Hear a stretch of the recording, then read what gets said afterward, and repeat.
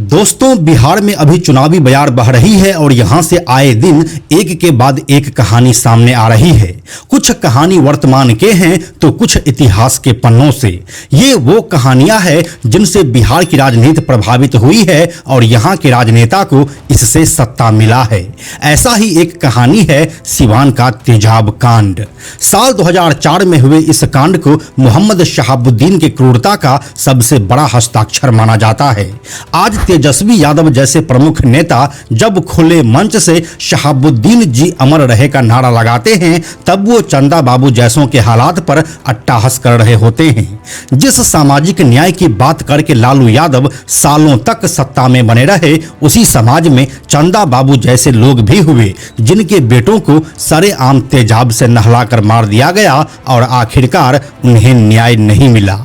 सिवान का तेजाब कांड बिहार के बाहुबली पॉलिटिक्स का एक ऐसा अध्याय है जो हमेशा यह बताता रहेगा कि जब सत्ता का अपराधीकरण हो जाता है तब आम जनता के ऊपर क्या गुजरती है। और इसी कहानी की एक मिसाल है चंदा बाबू। तो क्या है सिवान तेजाब कांड की पूरी और असली कहानी और क्यों इसे शहाबुद्दीन का सबसे बड़ा हस्ताक्षर माना जाता है? आइए आपको बताते हैं सब कुछ आज के इस वीडियो में। हेलो एंड नमस्कार, मेरा नाम है प्रशांत और आप देख रहे हैं बेजोड़जोरा.com का यूट्यूब चैनल। दोस्तों, बिहार में बाहुबली पॉलिटिक्स का इतिहास बहुत पुराना रहा है और इससे कई जिंदगियां प्रभावित भी हुई है। आज की जो कहानी हम आपको सुनाने जा रहे हैं वो शहाबुद्दीन के रक्त रंजित इतिहास का सिर्फ एक अध्याय मात्र है और इसकी शुरुआत हुई थी 2000 के दशक के शुरुआती सालों में। इस दौरान शहाबुद्दीन बाहुबल, आतंक और सत्ता के शिखर पर था और सबसे बड़ी बात यह थी कि उसके ऊपर लालू यादव का हाथ था जो बिहार में इस वक्त सत्ता संभाल रहे थे। इस दौरान पूरे सिवान में शहाबुद्दीन का खौफ कायम था।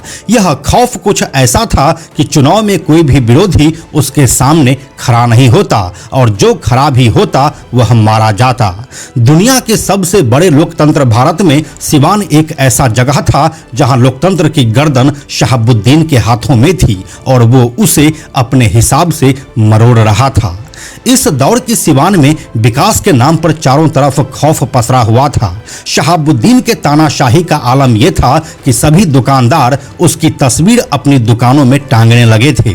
उसके लोग फिरौती वसूलने में मशगूल थे और जनता त्रस्त थी। जब वोट से चुनाव नहीं जीते जाते थे तब बूथ को कैप्चर कर लिया जाता था। लोग ना तो नए घर बनवाते थे और ना ही नई गाड़ी लेते थे, क्योंकि ऐसा करने से उसे शहाबुद्दीन को रंगदारी देनी पड़ती। इस दौर में सिवान में चंदा बाबू नाम के एक शख्स हुए जो वहां पर अपना व्यापार चलाते थे। यही चंदा बाबू सिवान में अपना एक घर बनवाए और नीचे के फ्लोर पर एक दुकान खोले।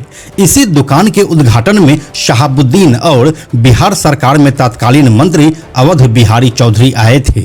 ऐसा कहा जाता है कि उसी दिन से शहाबुद्दीन की निगाह उनके घर पर थी, क्योंकि इस दौर में शहाबुद्दीन का रंगदारी वाला धंधा पूरे शबाब पर था, तो वह ऐसे ही रंगदारी मांगने के लिए चंदा बाबू के बेटों की दुकान पर जाता है। बिहार के सिवान जिले में चंद्रेश्वर प्रसाद उर्फ चंदा बाबू अपनी पत्नी, बेटी और 4 बेटों के साथ रहा करते थे। उनकी मुख्य बाजार में 2 दुकानें थी, एक किराने की और दूसरी परचून की। एक दुकान पर उनका बेटा सतीश बैठता था और दूसरे पर गिरीश। यह कहानी है साल 2004 में स्वतंत्रता दिवस के एक दिन बाद की, यानी कि 16 अगस्त 2004 की। इस दिन सतीश हमेशा की तरह अपने दुकान पर बैठे हुए थे। उसी समय वहां पर शहाबुद्दीन के कुछ हथियारबंद गुंडे पहुंचते हैं और उनसे 2 लाख रुपए की रंगदारी की डिमांड करते हैं। रंगदारी वसूलने आए लोग हथियारबंद थे और दिखने में उग्र लग रहे थे।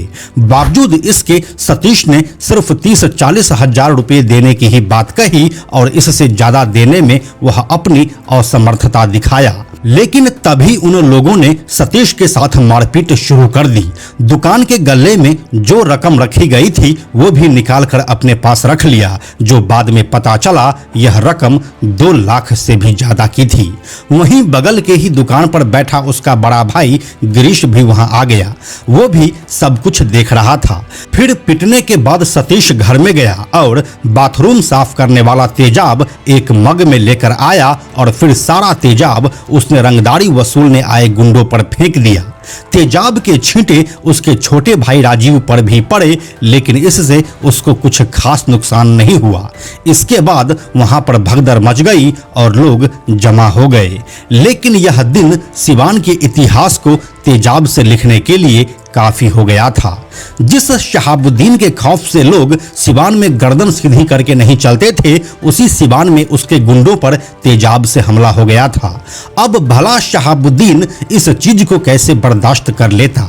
उसका पूरा साम्राज्य ही खौफ पर टिका हुआ था और सिर्फ इस एक घटना को अगर वह जाने देता तो उसका साम्राज्य मटिया मिट हो सकता था।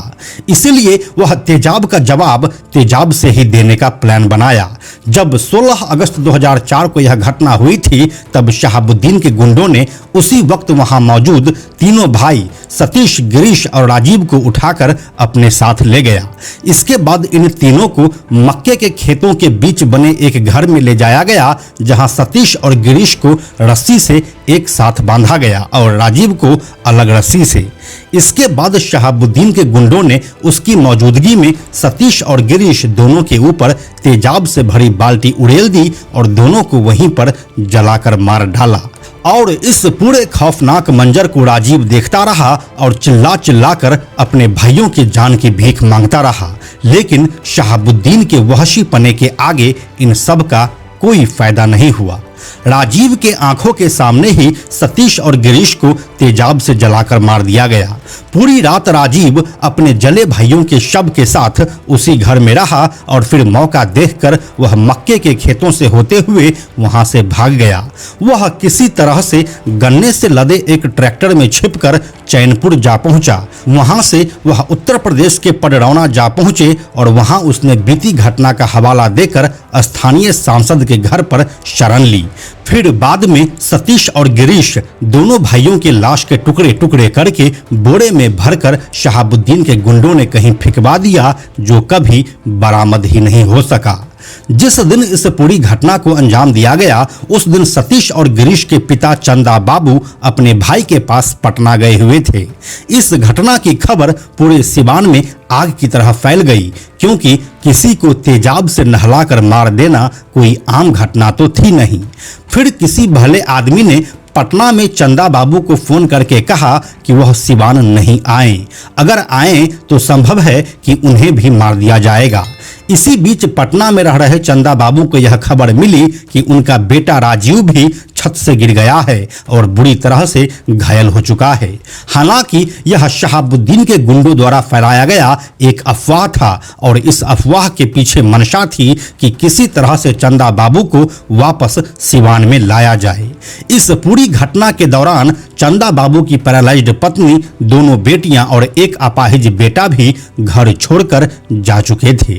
यहाँ से अब जैसे तैसे हिम्मत करके चंदा बाबू सिवान आए। उन्होंने वहां के एसपी से मिलने की कोशिश की, लेकिन उन्हें एसपी से मिलने नहीं दिया गया। दरोगा ने उनसे कहा कि वह तुरंत सिवान छोड़ दें, लेकिन चंदा बाबू ने हिम्मत नहीं हारी और वो पटना के एक बड़े नेता से मदद मांगने पहुंचे, लेकिन नेता ने भी अपना पल्ला झाड़ लिया।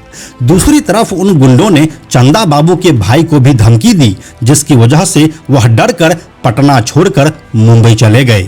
इसके बाद चंदा बाबू पटना में ही रहने लगे। फिर उन्हें कुछ दिनों के बाद पता चला कि उनका बेटा राजीव जिंदा है।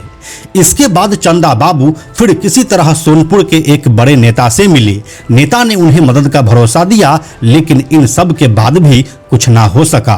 फिर चंदा बाबू दिल्ली आए और वहां पर उनकी मुलाकात राहुल गांधी से हुई, लेकिन यहां भी सिर्फ उन्हें आश्वासन ही मिला। यहां से अब निराश होकर चंदा बाबू डीआईजी ए.के. बेग से मिलने पहुंचे। डीआईजी ने उनकी बात सुनकर एसपी को फटकार लगाई और सुरक्षा देने के लिए कहा। इसके बाद चंदा बाबू को सुरक्षा मिल गई और वह सिवान वापस आ गए। लेकिन शहाबुद्दीन के दहशत का आलम ऐसा था कि चंदा बाबू का डर खत्म होने का नाम नहीं ले रहा था। इसकी एक बड़ी वजह थी राज्य में लालू यादव का सरकार होना और शहाबुद्दीन इसी लालू यादव का एक शागिर्द था। इसीलिए कानून के डर जैसी तो कोई बात थी ही नहीं। आखिरकार साल 2004 के आखिर में शहाबुद्दीन के खिलाफ आईपीसी की धारा 302 के तहत मामला दर्ज किया गया, लेकिन गिरफ्तारी नहीं हुई। ऐसा इसीलिए क्योंकि बिहार में इस वक्त लालू यादव की सरकार थी और राबड़ी देवी यहाँ की मुख्यमंत्री। लेकिन साल 2005 में जब नीतीश कुमार की सरकार आ गई, तब शहाबुद्दीन पर शिकंजा कस गया। उसी साल शहाबुद्दीन को दिल्ली से गिरफ्तार किया गया था। उसी समय से शहाबुद्दीन को कड़ी निगरानी के बीच जेल में रखा गया। यहाँ से अब कोर्ट कचहरी का मामला चलने लगा और अदालत में तारीख दिया जाने लगा। अब बिहार की सत्ता से लालू यादव बाहर जा चुके थे और सिवान की सत्ता से शहाबुद्दीन।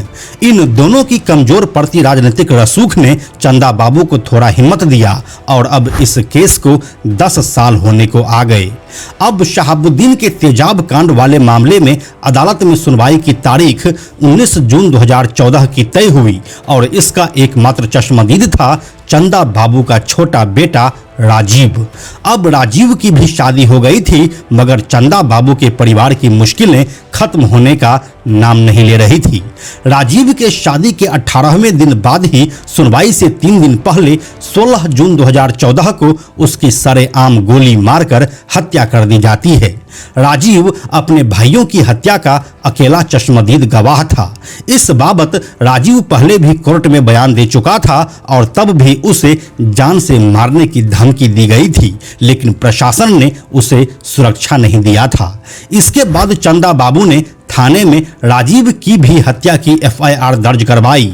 उन्होंने मोहम्मद शहाबुद्दीन पर उनके बेटे पर गोली मरवाने का आरोप लगाया। हालांकि इस वक्त शहाबुद्दीन जेल के अंदर बंद था। दोस्तों, इस दरमियान शहाबुद्दीन को निचली अदालत ने कई मामलों में सजा सुनाई। उनके खिलाफ 39 हत्या, रंगदारी और अपहरण के मामले थे।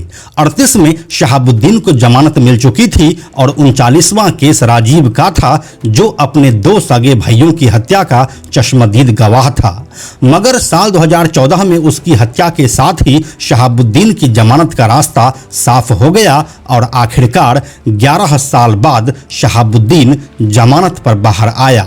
इस समय बिहार में लालू यादव और नीतीश कुमार की सरकार थी और शहाबुद्दीन ने जेल से बाहर आते ही कहा कि हमारा नेता लालू यादव है और नीतीश कुमार तो बस परिस्थितियों के मुख्यमंत्री है।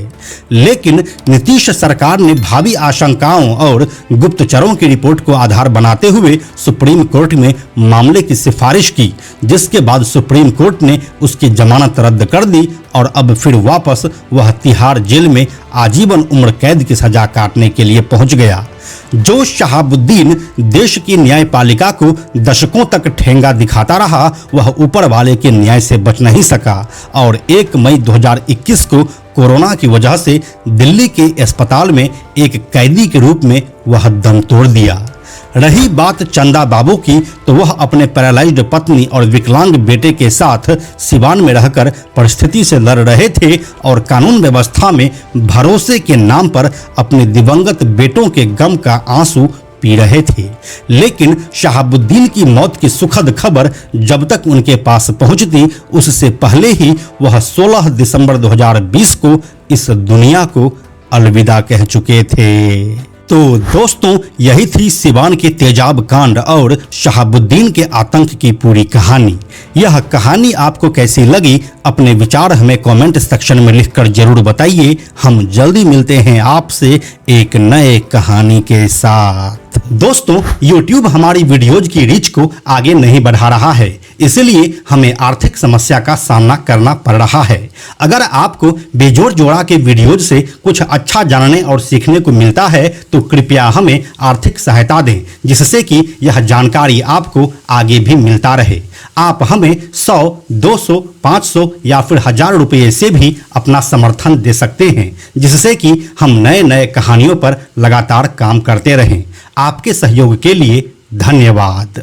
साथ में हम आपको यह भी बताते चलें कि आप में से 97% ऐसे लोग हैं जो हमारे वीडियोस को देखते तो हैं, लेकिन हमारे चैनल को सब्सक्राइब नहीं करते हैं। ऐसे लोगों से हमारी हाथ जोड़कर विनती है कि अगर आपको हमारे वीडियोस पसंद आ रहे हैं तो आप बेजोड़ जोड़ा के इस चैनल को सब्सक्राइब जरूर कर लीजिए। साथ ही बेजोड़ जोड़ा नाम से हमारा एक एक्स अकाउंट है, यानी कि ट्विटर अकाउंट है, आप उसे भी फॉलो जरूर कीजिए। यह वीडियो अगर आपको पसंद आया तो इसे लाइक और शेयर जरूर करें। आने वाले वीडियोस के लिए बेजोड़ जोड़ा को सब्सक्राइब करके बेल आइकन को टच करना ना भूलें। Thank you so much.